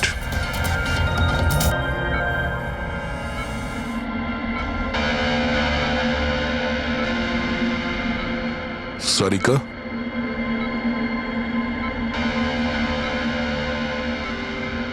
আচ্ছা তুমি কি ঠিক আছো? অভিজিৎ, সারিকা, দয়া স্যার। তুমি ঠিক আছো? স্যার মানালি বৌদি আর কৃতি স্যার। কৃতি ঠিক আছে, কিন্তু মানালি মারা গেছে। সামলে কৃতি।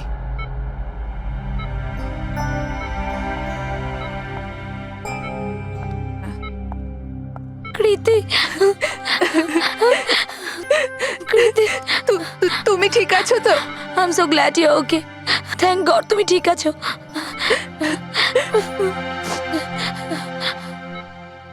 আচ্ছা কাল এক্স্যাক্টলি কি হয়েছিল তুমি বলতে পারবে?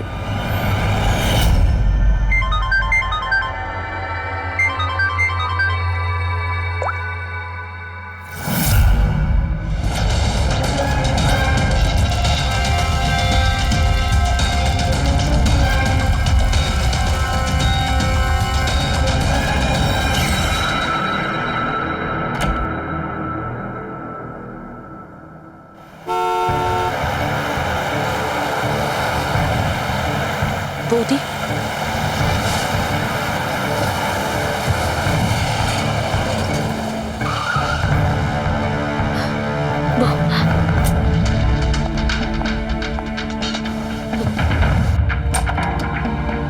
সারিকা,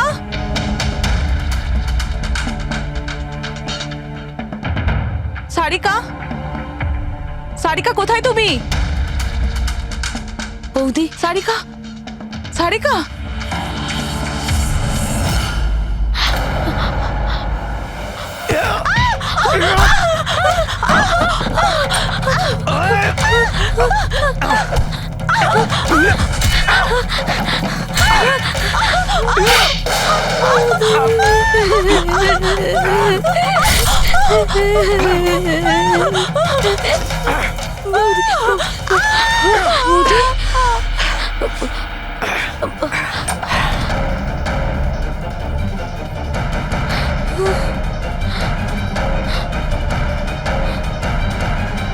কৃতি, কৃতি, কৃতি। তো তুমি ওনার দরজাতে ধাক্কা দিয়েছিলে, তো কৃতি, আপনি আপনি কি দেখেছিলেন? আপনার উপরে আক্রমণ কি করে হলো? সারিকার জোরে চিৎকারের আওয়াজ পেলাম, আমি তখনই ঘর থেকে বাইরে আসি। হ্যাঁ? সারিকা, এইসব কি করে? কৃতি, কৃতি, সারিকা তুমি ঠিক আছো তো? কৃতি, আমি আমার রুমে। কৃতি, আমি এখানে। Okay okay okay Sarika, you don't worry, I am coming. Kriti সাবধানে, খুনি এখনো বাড়িতেই আছে। খুনি? সারিকা, তুমি ওকে দেখেছো যে কৃতির ওপর হামলা করেছে? হ্যাঁ স্যার, আমি দেখেছিলাম। সারিকা, সারিকা, কৃতি, কৃতি, সারিকা, সেই মুহূর্তে তুমি যা যা দেখেছো সেটা তুমি একটা পেপারের ওপর আঁকতে পারবে? হ্যাঁ স্যার, যখন আমি ওনাকে মানালি বৌদির পেছনে দেখেছিলাম তখন খুব ভয় পেয়ে গেছিলাম। আমি শুধু ওই মুখটার একটা ঝলক দেখতে পেয়েছিলাম স্যার। যখন আমি আবার দেখি তো তখন আমি শুধু হাতটুকু দেখতে পাই। কৃতি আমার দিকে আসছিল আর তারপর পিছন থেকে হাত এলো, ওই হাতটা ওর ওপর হামলা করলো। লোকটা রেনকোট পরেছিল আর গ্লাভস আর একটা বড় চকমকি ঘড়ি, এই যে একেবারে সেরকমই হুবহু যেমনটা আমি দেখতে পেয়েছিলাম।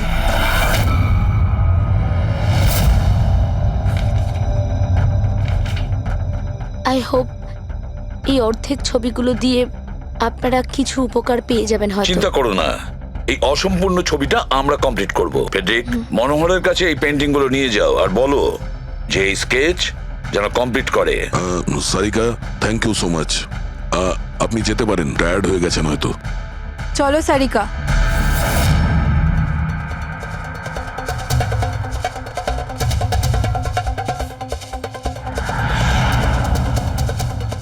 এই লোকটাকে তো আগে কখনো দেখিনি স্যার। হতে পারে শুধু এই কাজের জন্যই হায়ার করা হয়েছিল। আর ঠিক সময় মানালি ওর প্ল্যানটা ভেস্তে দিল। খুব মন দিয়ে দেখো এই স্কেচটা। এটা সেই লোকটার ছবি যে মানালিকে খুন করেছিল।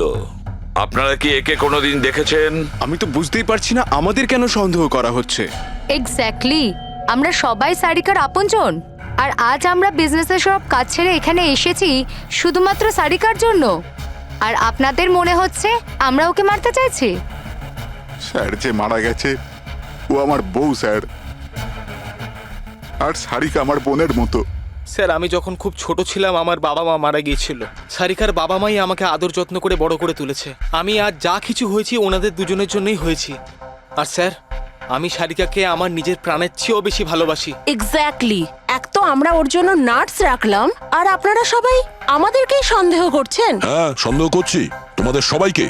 আমি নিজের চোখে দেখেছি কতটা ভালোবাসো তোমরা ওকে। আপনারা সবাই ভালোভাবেই জানেন যদি ওই বেচারির কিছু হয় তাহলে ওর কয়েকশো কোটি টাকার সম্পত্তির তোমাদের সবার মধ্যে ভাগ হবে।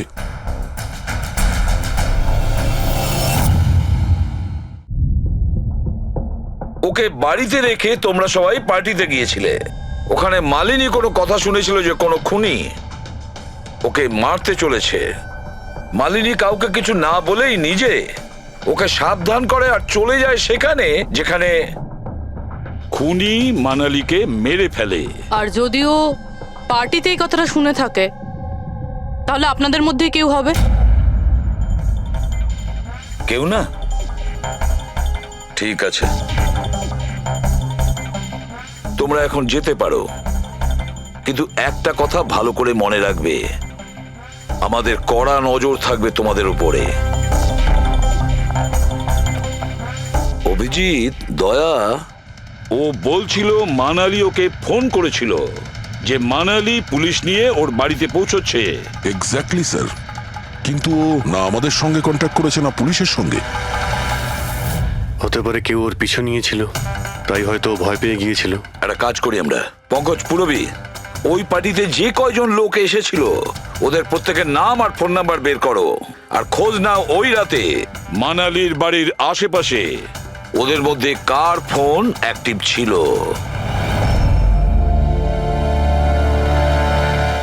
স্যার হ্যাঁ,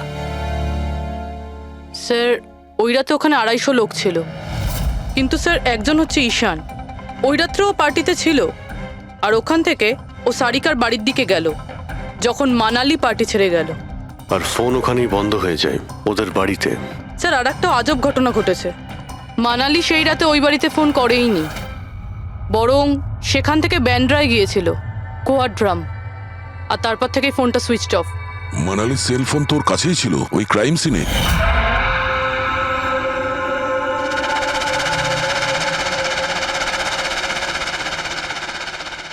সুইচ অফ? আচ্ছা, এমনটা নয় তো যে ওই ফোনটা আসলে ঈশানের ফোন, ভুল করে ওখানে পড়ে গিয়েছিল? মানে ঈশান সেই রাতে সারিকা ভিলা এসেছিল। ডাকো ওই ঈশানকে বিউরোতে। স্যার আমি করেছিটা কি? আমাকে এখানে কেন ডাকা হয়েছে? ঈশান, একটু আপনার চশমাটা খুলবেন? চশমা? স্যার এটা তো উইদাউট নাম্বারের চশমা, এটা তো আমি রেগুলার পড়ি না। ডক্টর সালুকের কাছে নিয়ে যাও এটা। স্যার আমাকে এটা তো বলুন আমি করেছিটা কি? আমরা আপনাকে এখানে মানালি মার্ডার কেসের ব্যাপারে ডেকেছি। ক্রাইম সিনে আমরা চশমার ভাঙা কাঁচ পেয়েছি। আপনার চশমাটাকে ওই কাচের সঙ্গে ম্যাচ করিয়ে দেখব। কিন্তু স্যার আমি তো ওই জায়গায় যাইনি। যদি তুমি নাই গিয়ে থাকো তাহলে তোমার ফোন ওখানে ওই ভিলাতে কি করছিল? আর মানালির ফোন তোমার বাড়িতে মান্দ্রাতে কিভাবে পৌঁছলো? ওই স্যার পার্টিতে আমাদের ফোন এক্সচেঞ্জ হয়ে গেছিল, কারণ আমাদের ফোন দুটো এক। কি হলো মানালি ম্যাডাম, আপনাকে চিন্তিত মনে হচ্ছে? চিন্তিত আমি? না তো, আসলে আমি ওই জয়ন্ত আর আকাশকে খুঁজছিলাম। আপনি ওদের কোথাও দেখেছেন? হ্যাঁ, ওরা দুজন ভেতরেই হবে। আসলে কি হয়েছে, এত চেঁচামেচি আর এই ডিস্কোতে আমি কিছু বুঝেই উঠতে পারছি না। আপনি প্লিজ আমাকে একটু হেল্প করে দেবেন ওদের খুঁজে পেতে? আমি ওদের ভেতর থেকে আপনার কাছে পাঠাচ্ছি।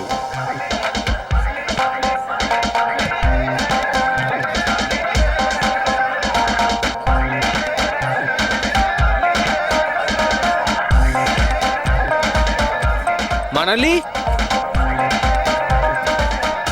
ঈশান, তুমি তো বলছিলে মানালি খুঁজছে আমাদের। কোথায় মানালি? আরে এক্ষুনি তো এখানেই ছিলেন মানালি, কি জানি কোথায় চলে গেলেন। ওই দিকটা কি দেখি, চলো। স্যার আমার ফোন সুইচ অফ ছিল, এই জন্য আমি মানালিকে বলতে পারি। সেই কারণে মানালি পুলিশকে ফোন করতে পারেনি। স্যার আমাকে বিশ্বাস করুন, আমি খুন করিনি। খুনি না হলেও খুনির সঙ্গী তো হতে পারো, যে ওখানে ওই পার্টিতে উপস্থিত ছিল। তুমি পার্টিতে মালিনীর সমস্ত কথা শোনো, আর যখনই মানালি ওখান থেকে বেরোয় তুমি মানালির পিছু নাও। কোনো কায়দা করে তুমি মানালির ফোন তোমার বাড়ি ব্যান্দ্রাতে পাঠিয়ে দিলে, আর ওখানে পাওয়া চশমার কাঁচের টুকরো, আমাদের সন্দেহ ওটা তোমার চশমার রিপোর্ট তো আমরা পেয়েই যাব আমাদের ফরেন্সিক ল্যাব থেকে। ঈশান শুধু ঈশানের কাছে কোনো কারণ নেই, কিন্তু সবার কাছেই কোনো না কোনো কারণ আছে সারিকাকে মারার জন্য। দিয়া আর অভয়, এদের দুজনের তো টাকার খুব প্রয়োজন ছিল, হতে পারে এরা দুজন করেছে। আর এদের প্রত্যেকের কাছে একটাই অজুহাত আছে যে ওরা রিসেপশনের পার্টিতে ছিল। স্যার, এরা সবাই ওই রিসেপশন পার্টিতে প্রেজেন্ট ছিল, কিন্তু কোনো একজন খুনিকে ফোন করে সারিকা ভিলায় যেতে বলেছিল লেফট দিয়ে, যাতে সারিকা কিছু বুঝতে না পারে। তারপর সারিকাকে মারবে, কৃতিকে মারবে, আর সবাই ভাববে দেখে যেন মনে হয় চুরি করার উদ্দেশ্যে খুনটা হয়েছে। আর এই সব কিছুই মালিনী শুনে ফেলে। তারপর ননদকে বাঁচানোর জন্য ও বাড়ি ফিরে আসে, কিন্তু ও সেখানে খুন হয়। কিন্তু মারা যাওয়ার আগে ও খুনিকে আহত করেছিল। খুনি যাওয়ার সময় কৃতির উপরে হামলা করে, লুটের মাল আর ননদকে ফেলে তারপরে সে বাইকে করে পালিয়ে যায়। শুধু একবার এই খুনির ব্যাপারে কিছু যদি জানতে পারি না, কিছু, তাহলে ধরে নাও মাস্টার মাইন্ড আমাদের হাতে। স্যার, খুনির বাইকের টায়ারের চিহ্ন, আশেপাশে পড়ে থাকা রক্তের ফোঁটা সব চেক করেছি, কিন্তু কিচ্ছু জানতে পারিনি। স্যার মনে হয় যে খুনির কোনো পাস্ট রেকর্ড নেই। এর মানে হলো খুনি কোনো পেশাদার অপরাধী নয়। স্যার মানালির জামা কাপড় থেকে আর নখ থেকে যে চুলগুলো পাওয়া গেছে, সালুমকে স্যার সেটা টেস্ট করছে, হয়তো কিছু পাওয়া যাবে।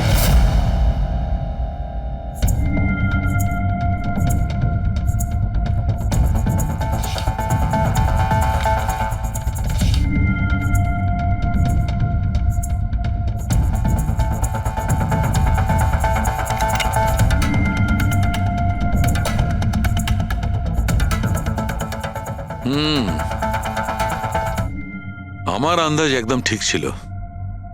এবার শুধু ডিএনএ রিপোর্টটা দরকার। হ্যাঁ সালুকে।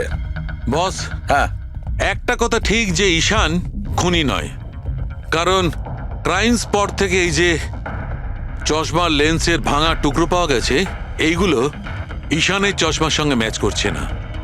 এক তো ঈশানের চশমার পাওয়ার 0, আর দ্বিতীয়ত ঈশানের যে চশমাটা তার লেন্সগুলো একদম নর্মাল, কিন্তু এই লেন্সটা ফটোক্রোম্যাটিক, মানে রোদের সঙ্গে রং পাল্টায়। আচ্ছা, ওই যে রক্ত পাওয়া গিয়েছিল ওই বাইকে টায়ারের মার্কের কাছে, সেটা কি খুনির রক্ত? হ্যাঁ, ওই রক্তটা খুনিরই, যার বয়স 25 থেকে 30 বছরের মধ্যে। আর মানালির নখে যে চুলটা পাওয়া গেছে ওটা নিশ্চয়ই খুনির। আসলে বস, হাতাহাতি করবার সময় চুল গোড়া থেকে উপড়ে আসে, অথচ এই যে চুলটা, এটা উপড়ে আসেনি, কাটা হয়েছে।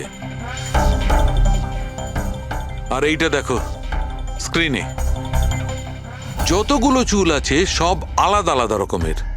কোনো চুল সিধে, কোনোটা কোঁকড়ানো, আর ওগুলো রং দেখো, প্রত্যেকটা চুলের রং আলাদা, কোনোটা কালো, কোনোটা ব্রাউন, কোনোটা ডার্ক ব্রাউন, আর ওই গোল্ডেনও আছে। এই চুলগুলো একটা লোকের হতেই পারে না। আলাদা আলাদা লোকের চুল? হ্যাঁ দয়া, এই চুল থেকে আমরা বিভিন্ন ধরনের কেমিক্যাল পেয়েছি, যেমন হচ্ছে কেরাটিন, ফিফটাইন, আরো অনেক কিছু। আমার মনে হচ্ছে না যে এই চুলগুলো কোনো একজন লোকের মাথার চুল। Hello, oh good, very good, thank you very much, good news, bye. DNA টেস্টের রিপোর্ট, এই রিপোর্ট এই বিষয়টা কনফার্ম করছে যে এই যে চুলগুলো সেগুলো কোনো একজন ব্যক্তির চুল নয়। যে লোকটার ড্রেসের উপর আলাদা আলাদা চুল আছে, আলাদা আলাদা লোকের কাটা চুল, সেই লোক কোনো বড় সেলুনে কাজ করে, হেয়ার স্টাইলিস্টের।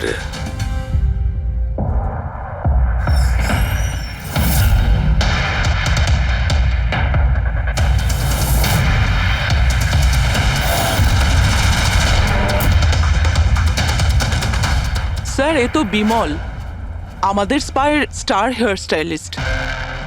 স্যার, এখানে যেই আসুক না কেন সবাই ওর কাছেই হেয়ার স্টাইল করতে চাইতো। কিন্তু স্যার, এই কিছুদিন ধরেই হলো এই টাকা পয়সা নিয়ে ভীষণ চিন্তিত থাকতো। এর জুয়া খেলার খুব অভ্যাস ছিল। কিন্তু স্যার, এ খুন করবে এটা স্যার আমি একদম ভাবতেই পারছি না। যাই হোক, এখনো কোথায় আছে বলতে স্যার, পারবেন? একে এখন কোথায় পাবেন এটা আমি বলতে পারবো না, তবে কিছুদিন যাবত এখানেও কাজে আসছে না, আর না ও আমার ফোন তুলছে। আপনি ওর ফোন নাম্বার আর অ্যাড্রেসটা দিন আমাদের। হ্যাঁ স্যার, আমি এখনই আনছি।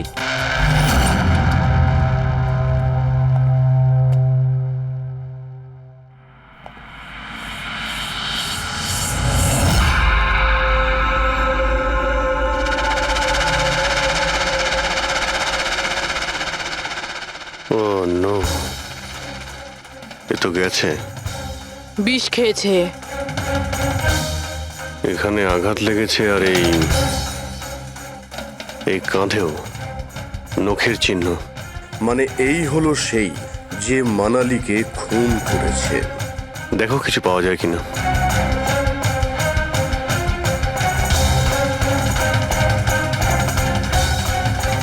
স্যার, হ্যাঁ, আমি বিমলের বাইকটা চেক করলাম স্যার। বাইকটার হ্যান্ডেলে শুকিয়ে যাওয়া রক্ত আর কাঁদালে আই এম শিওর স্যার এগুলো ওই বাড়িটার ব্যাকইয়ার্ড থেকেই লেগেছে।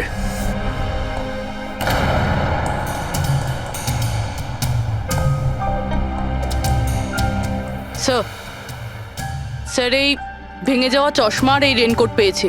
রেনকোটে রক্ত লেগে আছে।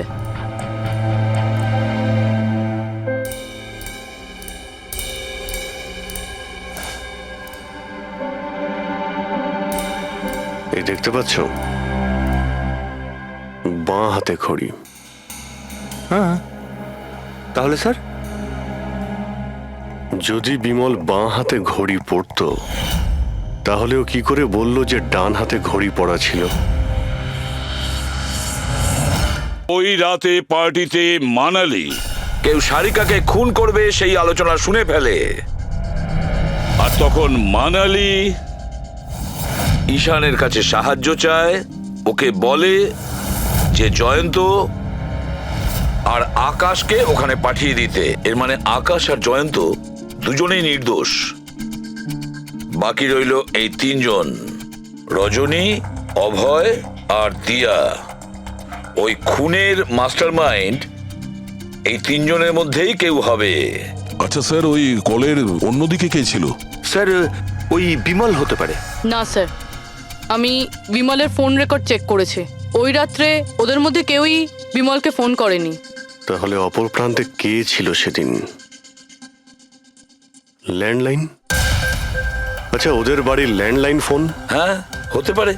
ফ্রেডি, পঙ্কজ, একটু খোঁজ নিয়ে দেখো তো 11টার আশেপাশে ওদের ল্যান্ডলাইনে কেউ ফোন করেছিল কিনা। ওই মেয়েটার কথা অনুযায়ী খুনির ডান হাতে ঘড়ি পড়েছিল, যেখানে বিমল বাঁ হাতে ঘড়ি পড়েছিল। আরও এটাও বলেছিল যে খুনি যে রেনকোট পরেছিল সেটা ব্লু কালারের ছিল, কিন্তু আমরা বিমলের বাড়ি থেকে যে রেনকোট পেয়েছি সেটা কালো ছিল। হতে পারে সারিকা কিছু ভুল করেছিল, ঠিকমতো দেখতে পাইনি ও। স্যার স্যার ওই রাতে 11:30টার সময় ওই বাড়িতে কেউ ফোন করেছিল। কে ফোন করেছিল? আপনারা সত্যি বলছেন এই সব কিছুর পেছনে আমার নিজের লোকের হাত আছে? একটু অপেক্ষা করুন, সব জানতে পারবেন। স্যার, আপনারা আবার কেন খোঁজ খবর নিচ্ছেন? একবার তো খোঁজ খবর নিয়েছেন। সেদিন প্রমাণ একত্রিত করার জন্য আর আজ কেস ক্লোজ করার জন্য। আপনি একটু অপেক্ষা করুন, এখনই সবকিছু জানতে পেরে যাবেন। স্যার, পেয়ে গেছি। কিন্তু এটা তো সেই রেনকোটটাই যেটা ওই খুনি পড়েছিল। এখানে কি করে এলো? বলছি, তুমি বলেছিলে যে মানালি তোমাকে দৌড়ে এইখানে বাঁচাতে এসেছিল, কারণ ও ওখানে পার্টিতে শুনেছিল যে কেউ তোমাকে খুন করতে চায়। কিন্তু সে খুনি ছিল না, সেই ছিল যে এই পুরো প্ল্যানটা করেছিল। আর যার সঙ্গে ওর ফোনে কথা হয় সেও কিন্তু খুনি নয়, অন্য কেউ ছিল। সেই সময় এই বাড়িতেই সে তোমার সঙ্গে উপস্থিত ছিল। বাড়িতে? ওই সময় আমার সাথে কৃতি, কারেক্ট? এটা পুরো প্ল্যান ছিল। খুনি কাজ ভেঙে বাড়ির ভেতরে ঢোকে, কিন্তু গন্ডগোল তখন হলো যখন ও মানালিকে মারল সারিকা ভেবে। মানালি তো মারা গেল, কিন্তু মরার আগে ও খুনিকে এতটাই আহত করে দিয়েছিল যে খুনি এখানে সারিকাকে মারার জন্য দাঁড়ায়নি, পালিয়ে গেছে। Sir sir, 1 minute. যদি খুনি পালিয়ে গেল তাহলে কৃতিকে কে মারলো? কারণ সারিকা নিজের চোখে কৃতির ওপর হামলা হতে দেখেছে। হ্যাঁ, আমি দেখেছিলাম। ওই হাতটা এলো আর ও কৃতির ওপর হামলা করেছিল। হামলা তো হয়েছে, কিন্তু করলোটা কে?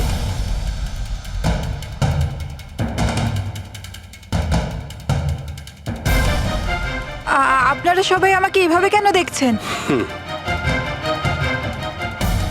এর উত্তর তো শুধু তুমিই দিতে পারবে কৃতি। ও রাত ঠিক 10:30টার সময় শুয়ে পড়েছিল। আর মানালি কাউকে ফোনে কথা বলতে শুনেছিল রাত 11:10 আর সেই ফোনটা এসেছিল এই বাড়ির ল্যান্ডলাইনে। কে রিসিভ করেছিল সেই কলটা? যদি আমরা এটা মেনেও নিই যে বিমল তোমার ওপর হামলা করেছে, তাহলে ও তোমাকে বাঁচিয়ে রাখলো কেন? ও মানালিকে এত নৃশংসভাবে মারলো, আর তোমাকে শুধু এই একটা আঘাত কেন? ও সারিকাকে কেন মারলো না? আর এই চুরি করা টাকা ছেড়ে পালালো কেন?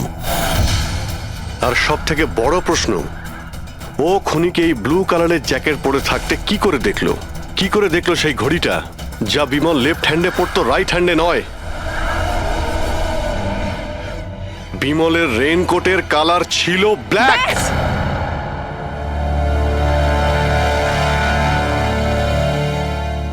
ঠিক চিনেছেন আপনারা।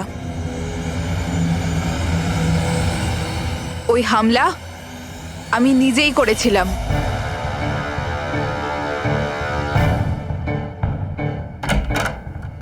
সারিকা, সারিকা কোথায় তুমি?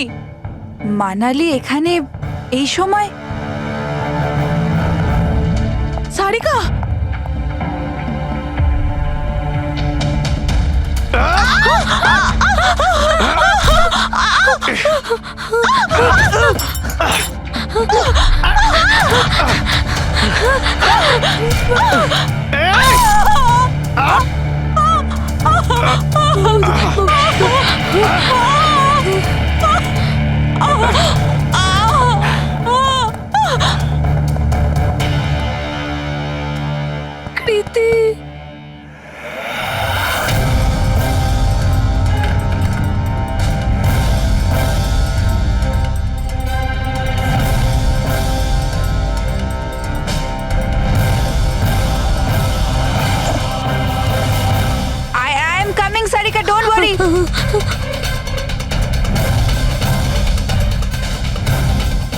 কৃতি কারণ আমি চাইনি কেউ আমার উপর সন্দেহ করুক। আর তুমি যখন এত কিছু বলেই দিলে তখন ওই মাস্টার মাইন্ডের নামটাও বলে দাও। হ্যাঁ, আর তুমি যদি বলো ওর নামটা আমি বলে দিই, যে মানালিকে মেরেছে আর সারিকাকে মারতে পারতো। কি রজনী দেবী, আপনি জানেন আমরা কার কথা বলছি? রজনী তুমি? হ্যালো, কিলার শার্প 11:30টায় পৌঁছে যাবে। সারিকার খেলা শেষ, যে কোনো মূল্যে করতেই হবে। ওই আমার বাকি টাকাটা? তুমি তোমার পয়সা পেয়ে যাবে। ওকে।